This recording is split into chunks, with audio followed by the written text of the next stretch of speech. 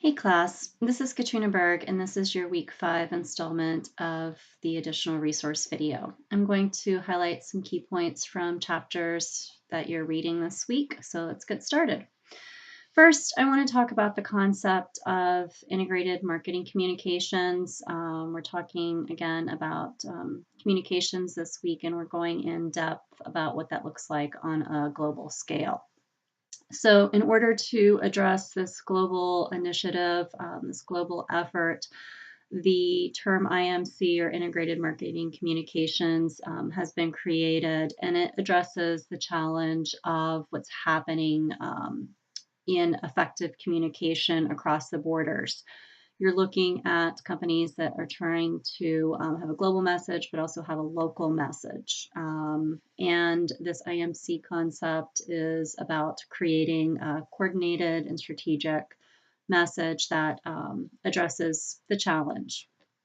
One of the things in your book that is also mentioned is looking at advertising versus global advertising. Advertising in and of itself is an example of a sponsored paid message that is communicated in a non-personal way. When you're looking at it from a global standpoint, the message is developed for global suitability. So some images that you may use in a local context may not be appropriate for a global context.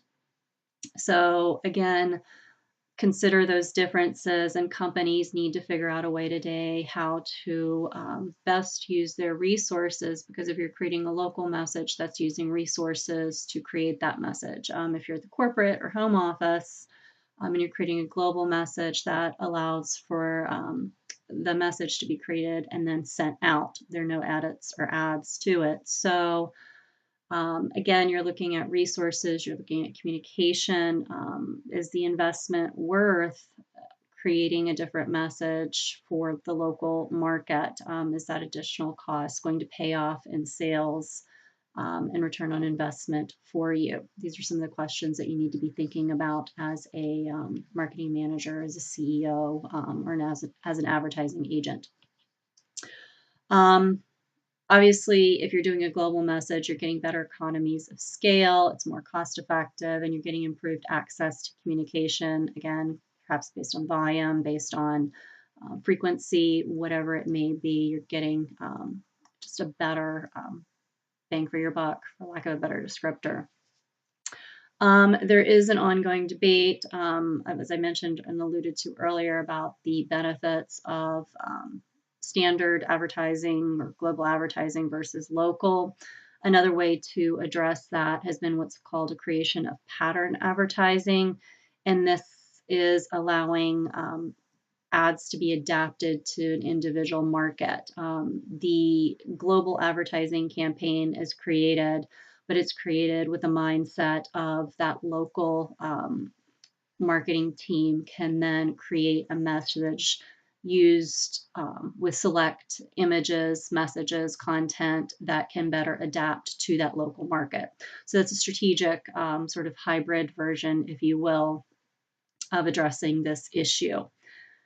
Advertising agencies, again, you can do marketing in-house or you can do it out of house. Advertising agencies are global. They're also regional. They're also local. So depending upon which method you choose of using your communication strategy, if you want to do a hybrid of in-house and advertising agencies, or solely advertising agencies, which may be better at local advertising, whatever it may be, just be aware that those agencies exist. Ad development, when you look at the process, and some key terms to consider are looking at the creative strategy. What is your message going to say? What are the images going to look like? Then you're going to consider appeal. Which appeal do you want to approach the consumer with? Is it a rational appeal or is it an emotional appeal? That's going to matter. Then you go to question your selling proposition. What is the promise that is going to capture that consumer? What is your product or service or idea going to do? Copywriters are another key component of the ad creation, and those are language specialists who are going to be able to develop written content such as the headlines, material, or script that may be used in an ad. Another component that is becoming more and more important in advertising and communication today is called public relations. So public relations is an important part of the global campaign as well, because it's telling your story, it's building goodwill, it's building an understanding of who you are as a company and your product. So some additional ways that you can communicate with your customer about your product or service include sales promotions, consumer sales, trade sales, sampling, coupons. You can do direct selling. You can maybe even use catalogs. Again, consider what's appropriate in your region and in your market. Today, we in the US think catalogs, oh my gosh, that's a waste of paper potentially. In some countries, those are valuable ways to share your product or service. That paper is valued and kept.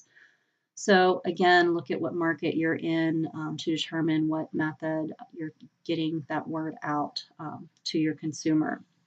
And then what that consumer perception might be about your method and channel. Sponsorships and product placements are also another way to get in front of the consumer and are becoming more prevalent. I'm sure you've seen some product placements in movies. This also happens in other markets as well, so be aware of that. Let's finish up by talking about leadership. We've talked a lot about content and technical. The leaders matter and the leaders' visions matter. In order to be a successful CEO, in order to be a successful marketing director, manager, part of the marketing team, you need to have a global vision, and you need to be able to communicate that vision to your staff internally, externally, to your partners, your vendors, to your advertising team. And you need to be sensitive to cultural differences and recognize how they impact your team, how they impact your product, how they impact your consumer. In order to also create a successful marketing expansion, create a successful marketing campaign, you need to build structure in place that is supported, and that's an organizational structure. As I mentioned earlier, it could contain advertising agency, it could be internal, it could be sourcing it out to that local division and trusting them with what needs to be done. Corporate social responsibility is another factor to be aware of as a leader and as part of the organization's story as a whole. You need to be aware of the stakeholders and how you impact them locally and globally. Again, this is part of your messaging, part of your brand identity, part of who you are, part of that product or service. All of these need to work together. Thanks for listening, class. Let me know if you have any questions.